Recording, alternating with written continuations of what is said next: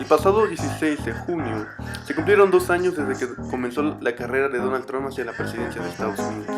En aquella ocasión, Trump definió su estilo agresivo en contra de nuestro país al calificar a los migrantes como criminales, violadores y traficantes de drogas.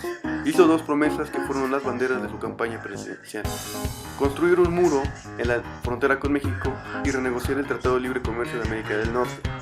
Poco a poco la efusividad de Trump por abandonar el Tratado de Libre Comercio se redujo gracias a que el mandatario escupió una amenaza sin tener conocimientos. La realidad de la relación entre Estados Unidos y México ha estado imponiéndose por encima de la demagogia populista que impulsó a Trump a la Casa Blanca.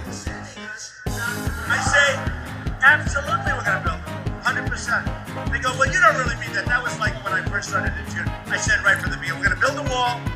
It's going to be a real wall. See that ceiling up there? I mean, this is a wall that if you get up there, you're not coming down very easy. Okay, you ready? Who's going to pay for the wall?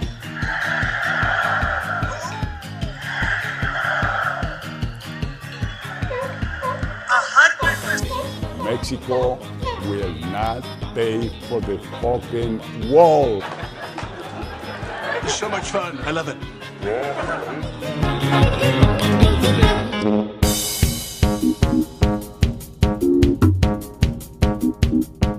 Dejando de lado la sátira, la llegada de Donald Trump a la presidencia de Estados Unidos revolucionó la manera de hacer política exterior. Así, la compleja relación entre México y Estados Unidos entró en un periodo de tensión e incertidumbre debido a un tuit. Trump afirmó por enésima vez que construiría el muro. En respuesta, el presidente Peña Nieto declaró lo siguiente: de un muro que desde hace años, lejos de unirnos, nos divide. México no cree en los muros. Lo he dicho una y otra vez. México no pagará ningún muro. En respuesta, Trump afirmó que si México no estaba dispuesto a pagar el muro, se debería cancelar la reunión prevista entre ambos mandatarios. No obstante, Peña canceló primero la reunión. ¿O no? Señor, otra vez tuiteó Donald Trump y no le va a gustar. ¿Qué tuiteó? Que si no paga el muro, mejor se regrese. ¿Y tú vas a ir? No, dice, no voy a ir. Pues es que yo quiero ir contigo. No, y en serio, sí nos regresamos. Oye, ¿de verdad nos vamos a regresar a México? Aquí casual, regresando a México, no pregunte por qué. La importancia de la relación diplomática. La relación bilateral con Estados Unidos es la de mayor profundidad para México. Se trata de una relación multifacética, compleja e integral. Ambos países comparten una frontera de más de 3.000 kilómetros por donde cruzan más de 1 millón de personas al día. Se estima que en Estados Unidos viven casi cerca de 34 millones de personas de origen mexicano.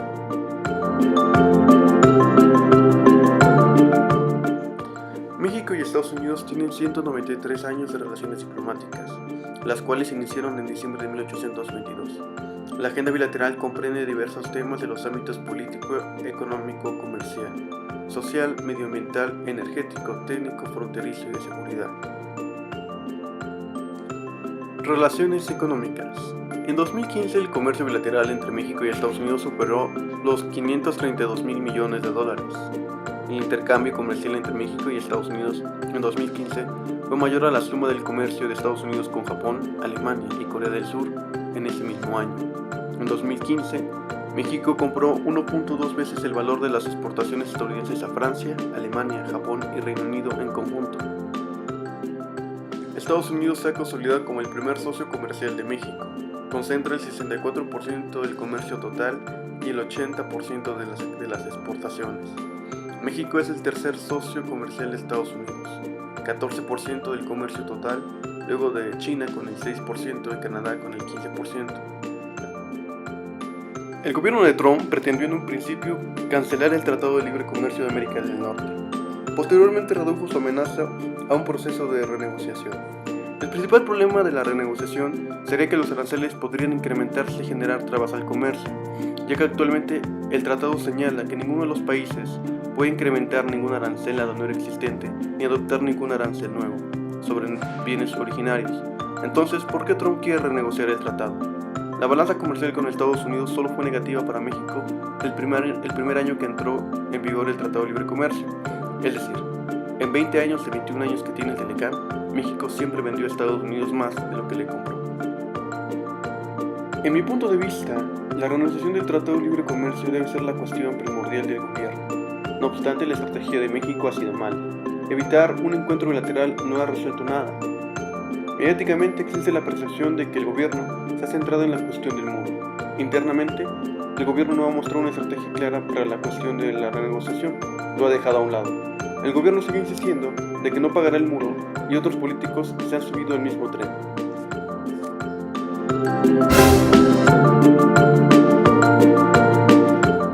¿Eso significa que México está perdido? ¿Que México tiene que aceptar toda la voluntad de Estados Unidos en la renegociación? Por supuesto que no. Cuando Angela Merkel visitó por primera vez a Donald Trump, la canciller alemana llegó con directores de importantes firmas de su país, quienes intentaron convencer al mandatario estadounidense de que las empresas alemanas habían creado empleo allí. Según Trump, el libre comercio ha afectado a Estados Unidos porque se han llevado miles de cientos de empleos a otros países como México. Ahora, la oportunidad de pasar a la ofensiva, siguiendo el ejemplo de Merkel, y mostrar que la relación con México no solo afecta a los consumidores y trabajadores mexicanos, sino que los beneficia con precios más bajos y fuentes de empleo. Una de las tantas empresas es el caso de Bimbo, que invirtió $660 millones el año pasado en Estados Unidos, donde de acuerdo con cifras de 2013, la empresa opera 69 plantas, más de 13,000 rutas de distribución y emplea a 27,000 personas. Más de cada uno de 5 trabajadores de la empresa trabaja en Estados Unidos.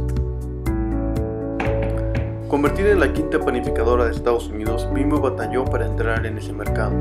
Tuvo pérdidas hasta 2008, pero desde entonces ha conseguido dar vuelta al negocio. El año pasado, sus ventas tuvieron el mayor crecimiento de las 4 regiones en las que opera a nivel mundial. Gruma es otra empresa que se ha beneficiado mucho de las operaciones en aquel país, donde concentra casi la mitad del mercado de la tortilla. Este crece anualmente 5% en Estados Unidos.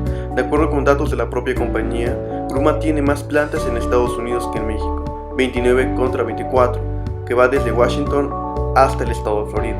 El año pasado, la empresa informó a la Bolsa Mexicana de Valores que sus ventas aumentaron gracias a un mejor desempeño de sus subsidiarias, particularmente la filial en Estados Unidos.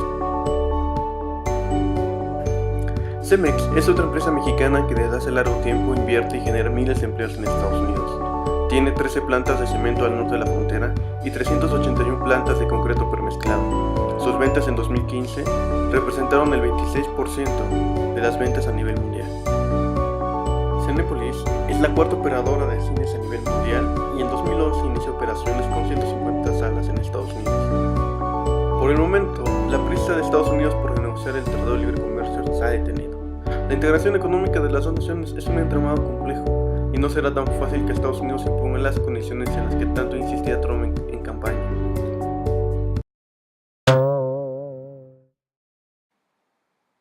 La cuestión del muro es una historia un poco más cómica. Hola, presidente Nieto. Guy who's gonna pay for the wall says what? La construcción del muro entre la frontera entre México y Estados Unidos fue la promesa más importante de Trump. Servirá para detener a los inmigrantes a lo largo de 1,600 kilómetros que planea construir de los 3,000 kilómetros de frontera.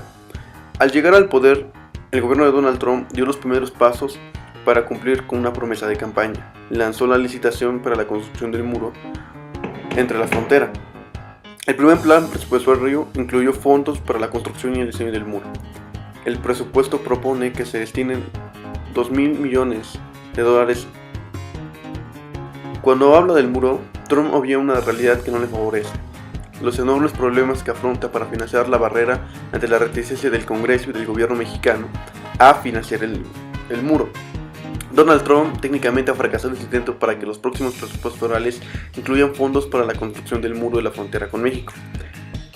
A tal punto ha hecho modificaciones al proyecto. Ha llegado a hablar de que una tubería de petróleo pase por debajo del muro, incluso de un muro solar.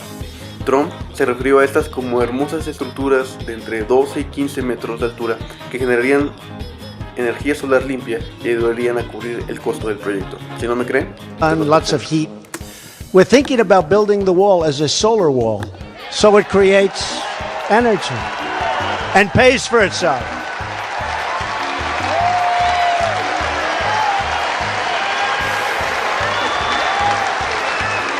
And this way, Mexico will have to pay much less money. And that's good, right? Is that good? Ahora llegamos al final de este trabajo, en la cual trato de abordar las dos promesas clave de Trump hacia la presidencia. La primera fue la construcción del muro, que a consideración pues es un proyecto inviable a largo plazo hasta que no consiga el financiamiento. Igualmente, realmente lo que decía Fox, ¿no? La escalera, y hay muchas formas, lo hemos hecho durante muchos años, la forma de burlar el muro. También el dato de que la mayoría de los migrantes no pasan por encima del muro, sino volando con documentos legales. El muro solar es algo reciente, pasó la semana pasada, entonces aún no sabemos cuáles van a ser los impactos. Lo quisimos agregar porque fue la transformación más reciente que tuvo el proyecto del muro, pero por lo generalmente Trump es muy creativo y puede sacar otra promesa o otro cambio, una manera innovadora de hacer el muro más adelante. En mi opinión, la construcción de un muro solar pues aumentaría los costos y tendríamos que ver los inconvenientes, ¿no? Cuánta población hay realmente en la franja del muro que pueda comprar esta energía. De los dos puntos abordados, el más importante es la renegociación del Tratado de Libre Comercio. El país no tiene una estrategia clara y está caminando sin dirección. Entonces, apenas comenzaron las consultas por parte del gobierno, pero hace como 2 meses el secretario de Economía, Alfonso Guajardo, dijo que si la renegociación no nos conviene, nos íbamos a salir. Bueno, ese tampoco es una solución. El hecho de que no nos convenga, no vamos a echar para atrás lo que ha sido nuestra realidad durante 20 años. Entonces el gobierno mexicano tiene que tratar de convencer al presidente Trump de que el Tratado de Libre Comercio ayuda a los dos y debe ser el mayor defensor de este tratado en las renegociaciones. Debe haber los mínimos cambios y, si es posible, pues los cambios posibles, ¿no? Con la protección intelectual, no sé, los derechos del internet, cosas que hace 20 años no existían. De ahí en fuera yo creo que cualquier cambio que vaya con la imposición de un arancel o algo similar es un retroceso. Bueno, en conclusión yo creo que es importante saber sobre la relación bilateral, especialmente como un internacionalista, porque pues cualquier cosa que pase en Estados Unidos le afecta a México, a nuestra realidad, y lo vimos prácticamente con la devaluación del peso. Y muchos no entendían por qué el peso se devalúa, pensaban que era culpa del gobierno, ¿no? Pero realmente era culpa de una serie de factores complejos que pasan debido a la especulación de lo que iba a hacer Donald Trump con nuestro país. Por eso es importante para poder explicarlo. Y pues yo creo que ya hasta aquí, ¿no? Porque nos aburrimos